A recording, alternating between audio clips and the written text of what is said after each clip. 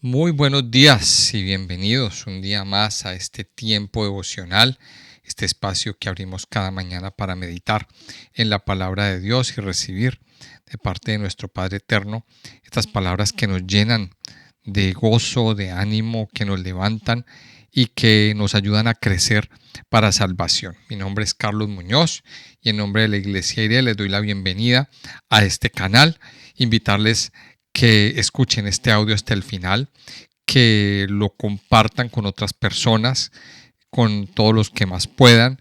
También invitarles a que le den me gusta a nuestro contenido y que se suscriban a nuestro canal si no lo han hecho. También invitarles que está abierto el club de lectura y que el enlace está abajo en la descripción para que usted, si quiere participar de nuestro club de lectura y participar del programa que tenemos, pues inscríbase, inclúyase en la lista, en el WhatsApp que tenemos, y ahí encontrará toda la información.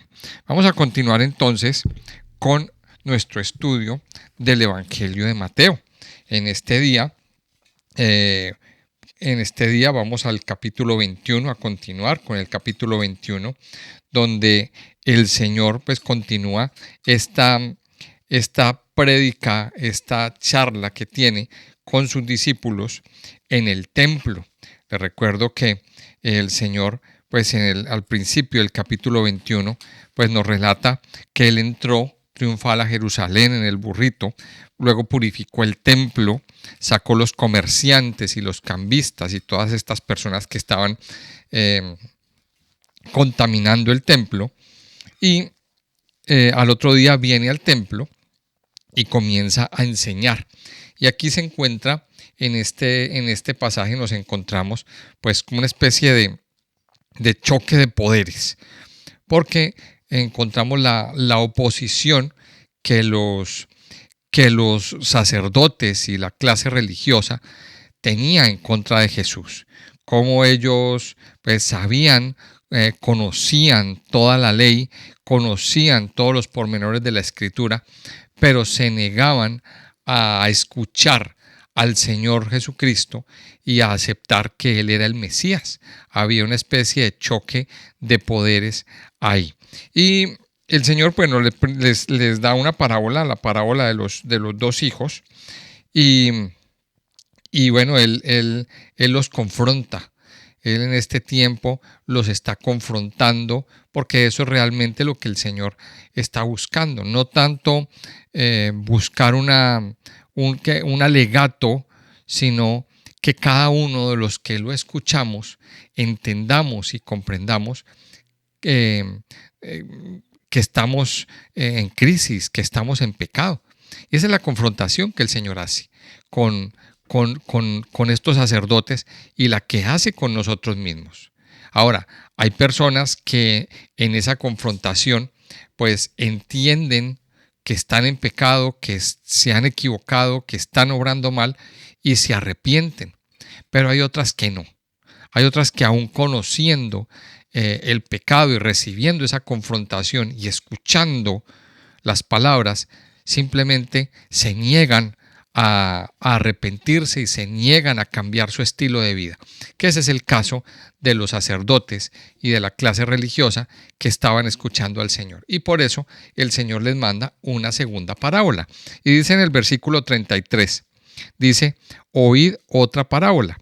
Hubo un hombre, padre de familia, el cual plantó una viña, la cercó de vallado, cavó en ella un lagar, edificó una torre y la arrendó a unos labradores y se fue lejos. Y cuando se acercó el tiempo de los frutos, envió a sus siervos a los labradores para que recibiesen sus frutos. Mas los labradores, tomando a los siervos, a uno golpearon, a otro mataron y a otro apedrearon. Envió de nuevo a otros siervos, más que los primeros, e hicieron con ellos de la misma manera. Finalmente les envió a su hijo, diciendo: tendrán respeto a mi hijo. Mas los labradores, cuando vieron al hijo, dijeron entre sí: este es el heredero. Venid, matémosle y apoderémonos de su heredad. y tomándole le echaron fuera de la viña y le mataron. Cuando venga pues el señor de la viña, ¿qué hará a aquellos labradores? Le dijeron, a los malos destruirá sin misericordia y arrendará su viña a otros labradores que le paguen el fruto a su tiempo. Jesús les dijo, ¿nunca leísteis en las Escrituras? La piedra que desecharon los edificadores ha venido a ser cabeza del ángulo. El Señor ha hecho esto, y es cosa maravillosa a nuestros ojos. Por tanto os digo que el reino de Dios será quitado de vosotros y será dado a gente que produzca los frutos de él. Y el que cayere sobre esta piedra será quebrantado, y sobre quien ella cayere le desmenuzará. Y oyendo sus parábolas los principales sacerdotes y los fariseos entendieron que hablaba de ellos. Pero al buscar cómo echarle mano, temían al pueblo, porque éste le tenía por profeta. Vamos a ver entonces que el Señor aquí les da una segunda parábola en este sermón, en esta enseñanza que el Señor les está dando. Y dice, oigan otra parábola. O sea, recordemos que las parábolas eran historias que el Señor contaba con un mensaje, digámoslo así, encriptado, con un mensaje para que aquel que tuviera el corazón dispuesto a oír, a entender, pues lo entendiera. De hecho, hay una palabra anexada en la mayoría de las parábolas que el Señor da y que el Señor enseña, y es el que tenga oídos para oír, que oiga. En otras palabras, si lo decimos en castellano, el que quiso entender, entendió. Y entonces, pues aquí nos encontramos que hay personas que no se dan por aludidos, otros que simplemente no quieren entender los misterios y las cosas que el Señor está enseñando. Entonces dice, oíd otra parábola. O sea, escuchen, presten atención, abran sus oídos a esta enseñanza que les voy a dar. Y dice, hubo un hombre y padre de familia. O sea, en este primer versículo nos encontramos una descripción muy grande y muy especial. Dice, hubo un hombre, padre de familia, el cual plantó una viña, la cercó de vallado, cavó en ella un lagar, edificó una torre y la arrendó a unos labradores y se fue lejos.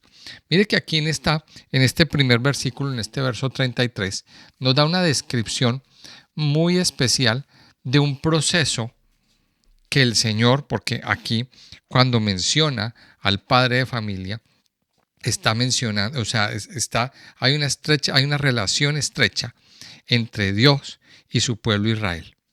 Y siempre, una vez más, el Señor menciona o toma como ejemplo la viña. ¿Y por qué el Señor toma como ejemplo la viña? Recordemos lo que dice Isaías capítulo 5.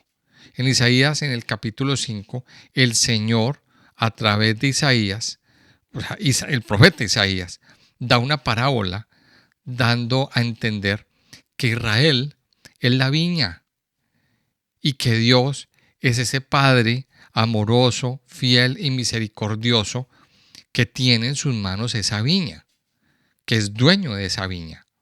Entonces, miremos aquí que el Señor Jesucristo identifica una vez más, trae a colación el tema de la viña. Entonces aquí nos está hablando de un lenguaje conocido para el pueblo. Y dice entonces que un padre de familia. A mí me llama la atención cuando el Señor Jesucristo vino a presentar a Dios. Y ustedes yo creo que lo han notado, lo hemos notado dentro del estudio que hemos hecho hasta ahora del Evangelio, que el Señor Jesucristo nos presenta a Dios como Padre. En el Antiguo Testamento de pronto no se menciona mucho. Se menciona a Dios como esposo, se menciona a Dios como el dueño, se menciona a Dios como el Dios todopoderoso, el creador del universo. Pero el Señor nos presenta la faceta de papá, la faceta de padre. Y aquí nos lo está planteando una vez más y dice que hubo un hombre, padre de familia. Y ese padre de familia, ¿qué hizo? Plantó una viña. Mire esto, ese padre amoroso, fiel, misericordioso, bondadoso, plantó la viña. O sea, no fue otro el que la plantó. Fue Dios el que plantó la viña. ¿Y qué más le hizo? ¿Qué más hizo de esa viña? Primero dice que la plantó. Luego dice que la cercó de vallado. Luego dice que cavó en ella un lagar. Mire, cuando dice que la cercó de vallado, nos está hablando de que Dios estableció una protección para esa viña. Un sistema de protección, porque eso es una cerca. Ahora, la cerca tiene muchas funciones.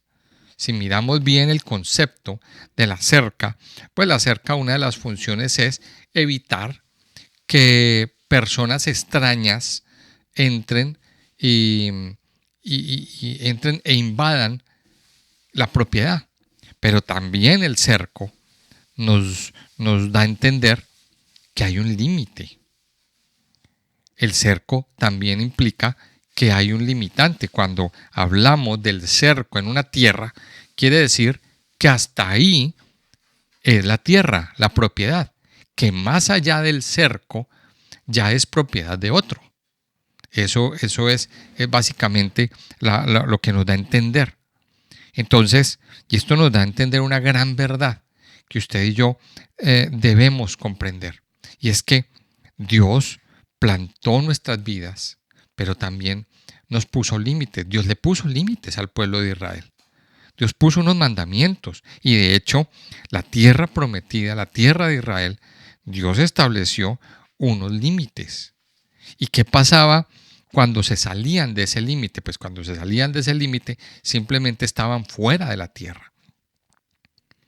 O sea que en otras palabras, Dios les dice en otro idioma, en una paráfrasis, mientras estén dentro del límite yo los voy a bendecir. Pero cuando ustedes se salen del límite, ahí pues ya no hay, digamos que ya no hay bendición. Entonces dice aquí que Dios cercó la viña de vallado. Luego dice que cavó en ella un lagar. El lagar era el lugar donde se procesaba la uva para sacar el vino. No tenían que ir a otro lugar a procesar el vino, lo tenían que hacer, lo hacían ahí mismo. Pero también dice que edificó una torre. La torre tiene que ver con los atalayas, con aquel sistema de vigilancia para vigilar la tierra. Perdón por la redundancia. Una torre era simplemente pues el lugar donde se subía una persona para avisar o para visualizar si venía algún enemigo o si alguien venía a invadir la tierra. Dice que edificó una torre y también nos dice que la arrendó a unos labradores y se fue lejos. O sea, Dios plantó la viña, le hizo todo esto y también dice que se la deja a unos labradores y se va. Ahora, esos labradores, pues para alquilar la viña, pues debían ser fieles, debían ser de confianza para ese hombre, para ese dueño de la viña. Pero ¿qué pasó? Que esos labradores a la hora final no fueron de confianza. Dice en el verso 34 que cuando se acercó el tiempo de los frutos, mire que esto es importante aquí entenderlo, el tiempo de los frutos. ¿Por qué hace énfasis en el tiempo de los frutos? Porque el alquiler se pagaba con los frutos, o sea, con parte de la cosecha, era para el dueño del terreno. Así era pues el negocio y así era como se pactaban los negocios en ese tiempo. No había una renta mensual o un dinero mensual que pagaban. No, el negocio era que parte de la cosecha debían dársela al dueño del terreno. Entonces dice que cuando se acercó el tiempo de los frutos, o sea, el tiempo de la cosecha, Entonces el padre envía a sus siervos, a los labradores, para que recibiesen los frutos. Y mire aquí esto. Dice que el padre envía a sus siervos, a los labradores. ¿Para qué? Para recibir ese fruto. Pero ¿qué hicieron los labradores? Dice aquí en el versículo 35 que tomaron los siervos, tomando a los siervos, a uno golpearon, a otro mataron y a otro apedrearon. Los trataron mal. Los trataron mal. Pero dice que envió de nuevo otros siervos. Y eso nos deja ver la misericordia de Dios. Eso nos deja ver la misericordia de ese Padre, el amor de ese Padre, la paciencia de ese Padre, esperando que quizá esos labradores se iban a corregir, ahora sí iban a hacer las cosas bien, ahora sí iban a ir a encaminarse bien. Y dice que manda a otros siervos, más que los primeros, e hicieron con ellos de la misma manera. Mire que aquí entonces nos está mostrando el Señor a través de esta parábola un panorama bien, bien fuerte. Entonces ya sabemos que el padre de familia representa a Dios. Ya sabemos que Dios colmó de bendición al pueblo de Israel. Ya sabemos que la viña representa el pueblo de Israel, que la cercó, la plantó, la protegió, la consintió, le edificó una torre, o sea, y se la delegó a esos labradores. Dice que se la arrendó. ¿Quiénes eran esos labradores? Bueno, en un principio sabemos que Dios le dio la ley al pueblo de Israel en el monte Sinaí. Dios le dio la ley y le delegó a los hombres la potestad de administrar esa ley. O sea, el hombre tenía esa responsabilidad de administrar los mandamientos, de hacerlos cumplir. Más adelante vienen los reyes, que eran los personajes a través del cual Dios iba a gobernar al pueblo de Israel. Ahora, ¿qué pasó con esos reyes? Esos reyes, algunos fueron fieles, algunos fueron buenos y otros no tanto. Pero mire, cuando de aquí habla el tiempo de los frutos, cuando ya tenían que dar fruto, Dios envía a unos siervos. ¿Y qué pasó con esos siervos? Esos siervos que vienen a recoger el fruto fueron golpeados, fueron matados, fueron apedreados, a lo mejor en ese apedreamiento murieron. Y luego envió más siervos por esos frutos. Esos siervos representan esos siervos de Dios que vinieron a hablar, a advertir, a dar advertencias a un pueblo que se estaba portando mal, que estaba mal encaminado con el Señor. Profetas, siervos que llegaron. Usted puede leer ahí el profeta, los profetas mayores y los profetas menores, como ellos dieron una cantidad de advertencias, una cantidad de profecías, una cantidad de enseñanzas, y el pueblo no los escuchó. Léase atentamente la historia de Jeremías, por ejemplo. Ahí podemos encontrar palpable cómo a Jeremías lo maltrataron, lo metieron en una cárcel, lo tiraron en una cisterna, le hicieron de todo, lo maltrataron de todas las formas posibles. A Isaías, un rey malo, extremadamente malo, lo condenó a muerte y lo partió en dos.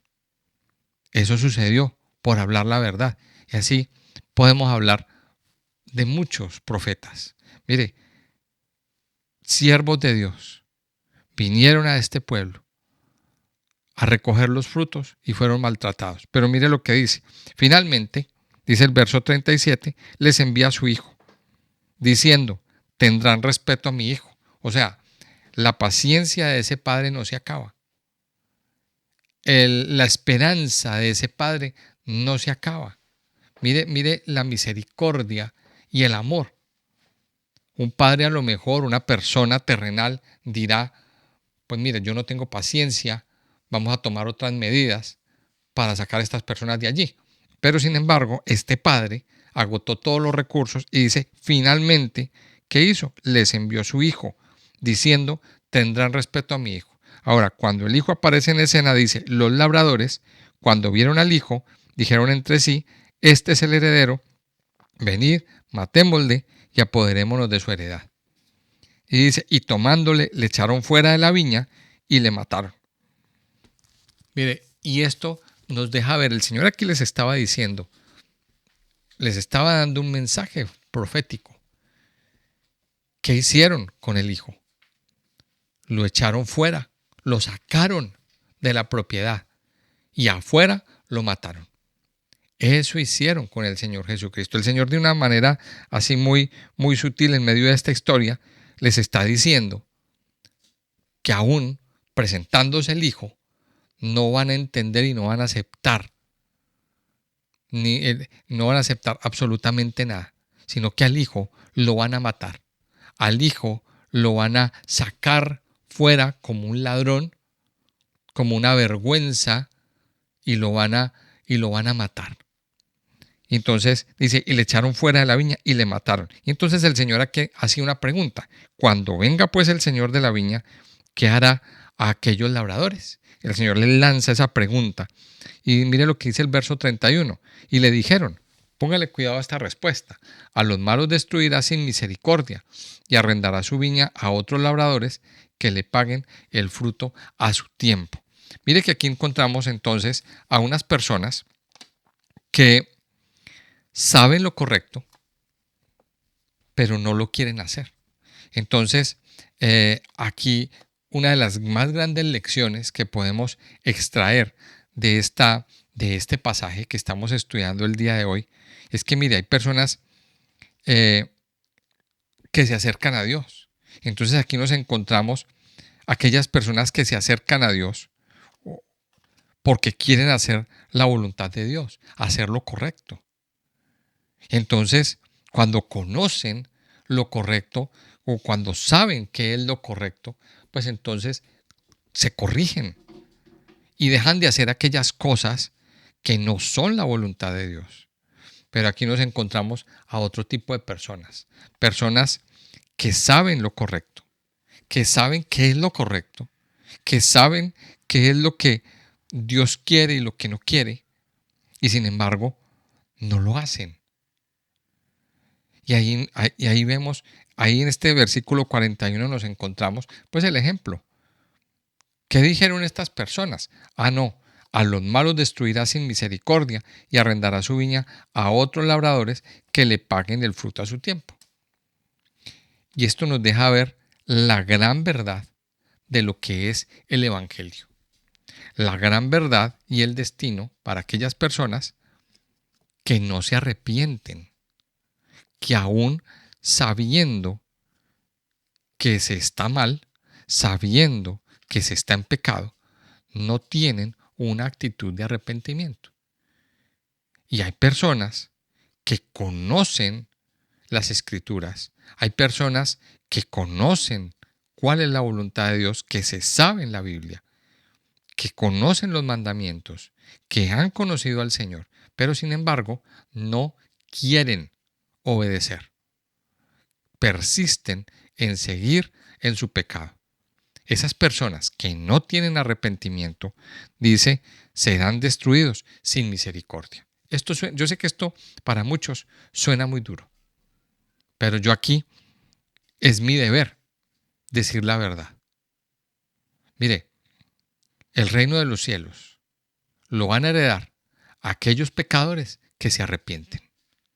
El pecador que conociendo, que sabiendo el pecado y teniendo conciencia de pecado, no se arrepiente, sino que persiste en seguir en lo mismo, no le espera nada bueno. No le espera nada bueno. Entonces, esta respuesta del versículo 41 nos deja ver lo que conocían. Ahora, esto no es una respuesta del Señor. Hay algunas Biblias que tienen las letras rojas. Hay unas Biblias que en el Evangelio tienen las letras rojas y esto es muy importante porque son las palabras dichas por el Señor Jesucristo. Préstele atención a las letras rojas. Entonces, mire lo que lo que ellos dicen, ellos mismos lo están diciendo. A los malos destruirá sin misericordia y arrendará su viña a otros labradores que le paguen el fruto a su tiempo. Dice el verso 42, y Jesús les dijo, ¿nunca leísteis en las Escrituras? La piedra que desecharon los edificadores ha venido a ser cabeza del ángulo. El Señor ha hecho esto, y es cosa maravillosa a nuestros ojos. Mire, una vez más, el Señor está apelando a las Escrituras, a la Biblia, a la palabra de Dios, para hacerles caer en cuenta del error tan grande. Y dice, nunca leyeron en las Escrituras.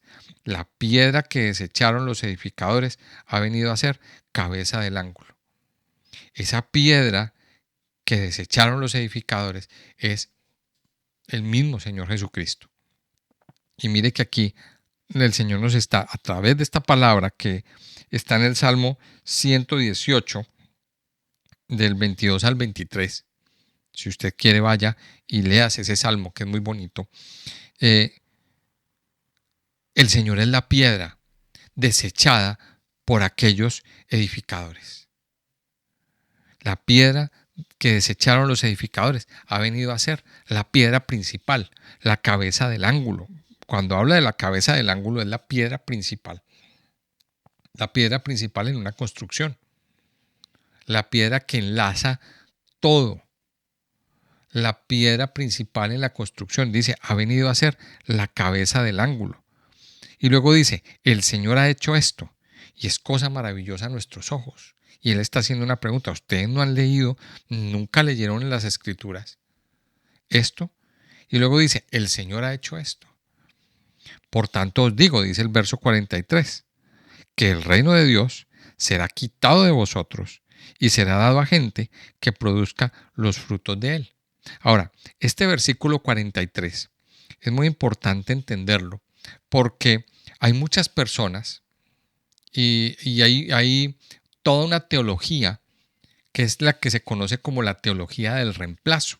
¿Qué es la teología del reemplazo? Bueno, la teología del reemplazo, en resumen, dice que Dios desechó a Israel y acogió y adoptó a la iglesia. Otros también la interpretan como que la iglesia es el Israel de Dios. O sea, Dios está diciendo, o sea, lo que dice esta teología o esta mala enseñanza es que Dios desechó a Israel, ya no tiene nada que ver con Israel, ya Israel quedó archivado, hecho a un lado, y ahora el tema de Dios es con la iglesia. Pues eso no es así. Dios no ha desechado a Israel. Léase usted Romanos capítulo 11. Esos capítulos de Romanos 10, Romanos 11, ahí el Señor nos aclara que Dios no ha desechado a Israel. Dios no ha roto el pacto con Israel. Eso es la gran verdad que usted y yo debemos creer. Ahora, ¿de qué nos está hablando? Mire, dice, el reino de Dios será quitado ¿de quiénes? De aquellos que no se arrepienten. Mire, el reino de Dios será quitado de vosotros, de los que no se han arrepentido, y será dado a gente que produzca los frutos de él. Eso es lo que el Señor nos está diciendo. Y dice, y el que cayere sobre esta piedra será quebrantado, y sobre quien ella cayere le desmenuzará. Mire que ahí en el versículo 44 también nos está enseñando, mire, habla de la piedra, una vez más, está hablando de la piedra que es el Señor, Jesucristo, pero dice que el que cayere sobre ella será quebrantado, pero sobre quien ella cayere lo aplastará, le desmenuzará. Ahora, la pregunta es, ¿usted qué quiere? ¿Caer sobre la piedra o que la piedra le caiga encima? Vamos a mirar. ¿Qué prefiere usted, amado hijo de Dios, amado oyente? ¿Usted quiere caer sobre la piedra? Dice, el que cae sobre la piedra será quebrantado. Mire, Dios está esperando nuestro quebrantamiento. Dios está esperando que usted y yo caigamos sobre los lomos de Cristo, sobre los lomos de Jesús. Él es la piedra. Y cuando usted y yo caemos de rodillas sobre los lomos de Cristo, nuestra vida se quebrantará y será sanada. Mire, antes de la sanidad viene el quebrantamiento. Usted y yo, como pecadores, necesitamos ser quebrantados. Pero luego dice que sobre quien ella cayere, le desmenuzará. Aquel que no se arrepiente, aquel que persiste en pecar, esta piedra que es pesada, que es dura, le va a caer encima y lo va a aplastar, no va a aguantar. Entonces, una vez más, ¿usted qué prefiere? ¿Caer sobre ella, ser quebrantado y a la postre ser sanado, ser liberado? ¿O va a preferir que este peso le caiga encima y lo aplaste y lo mate? Mire, ahí está la decisión que usted debe tomar. Dice el versículo 45, y oyendo sus parábolas, los principales sacerdotes y los fariseos entendieron que hablaba de ellos. Pero al buscar cómo echarle mano, temían al pueblo porque éste le tenía por profeta. O sea, esos sacerdotes y fariseos comprendieron que el mensaje era para ellos. O sea, en otras palabras, ellos son esos labradores malvados. Esos labradores que actúan malvadamente cuando Dios está en acción, cuando Dios les ha dado todo. Mire que esta parábola es bien especial y nos ayuda a identificar cosas en el corazón. Ahora, la pregunta que nos vamos a hacer para terminar esta meditación el día de hoy: ¿usted es parte de esos labradores malvados? Mire, estos sacerdotes, fariseos, escribas, tenían en su vida mucho juicio. Tenían en su vida el hecho de estar empecinados en su doctrina y no querer escuchar las palabras o la doctrina verdadera del Señor. Ellos estaban enraizados, digámoslo así, en esa doctrina que les habían enseñado durante toda su vida. Ellos estaban ahí metidos y arraigados y aferrados a eso, mientras que el Señor venía a darles algo nuevo. Dios venía a través de Cristo a traer sanidad a sus corazones. Ellos estaban aferrados a esas tradiciones de hombres, a esas enseñanzas, pero sobre todo, a lo que más aferrados estaban era a la corrupción interior que había en su corazón. Ellos estaban ahí por una sed de poder, por un afán de poder, por la mayoría, por un deseo de fama, por que dijeran: este tiene un estatus, tengo un estatus por ser escriba, tengo un estatus por ser fariseo, por estar en esta posición social. Mire, pero no se humillaban delante de Dios. No se humillaban, no humillaban sus vidas. Mire, esta parábola a nosotros nos enseña cosas muy, muy, pero muy grandes. Y voy a repetirlo para que ya terminemos y oremos en el día de hoy. Mire, la importancia de acercarse al Señor para querer hacer la voluntad de Dios, para querer hacer lo correcto y alejarnos de aquella actitud de personas que saben lo correcto, pero no lo quieren hacer. Básicamente eso es lo que el Señor nos dice hoy. Tome la decisión, amado Hijo de Dios, de hacer la voluntad de Dios en este día. Padre Santo, te damos gracias en esta mañana. Gracias, Señor, por tu amor, por tu bondad, por tu misericordia, Señor, por tus palabras que nos levantan, que nos fortalecen, que nos llenan, que ministran nuestras vidas, que ministran nuestros corazones. Padre, gracias porque en tu palabra cada día, Señor, nuestras vidas crecen, se fortalecen, porque cada día, Señor, a través de tu palabra podemos alimentarnos, podemos llenarnos de paz, de gozo, de sanidad, de libertad, Señor. Gracias, porque tu palabra dice, la misma Escritura, que tu palabra no volverá a ti vacía, sino que hará lo que tú quieres y cumplirá la misión para el cual tú la enviaste, Señor. Por eso hoy recibimos tu palabra, abrimos nuestro corazón para que tu palabra traiga sanidad, para que tu palabra traiga vida y para que nuestros oídos se abran para poder entender qué es lo correcto, cuál es tu voluntad, Señor. Ayúdanos, Padre, a obedecerte todos los días de nuestra vida. Ayúdanos, Señor, a tener una actitud de obediencia y a siempre, siempre querer hacer lo que tú nos dices en tu palabra. Padre, yo te pido que saques de nuestra vida todo orgullo, toda mala actitud, toda soberbia, toda actitud de desobediencia, toda actitud de terquedad, Señor.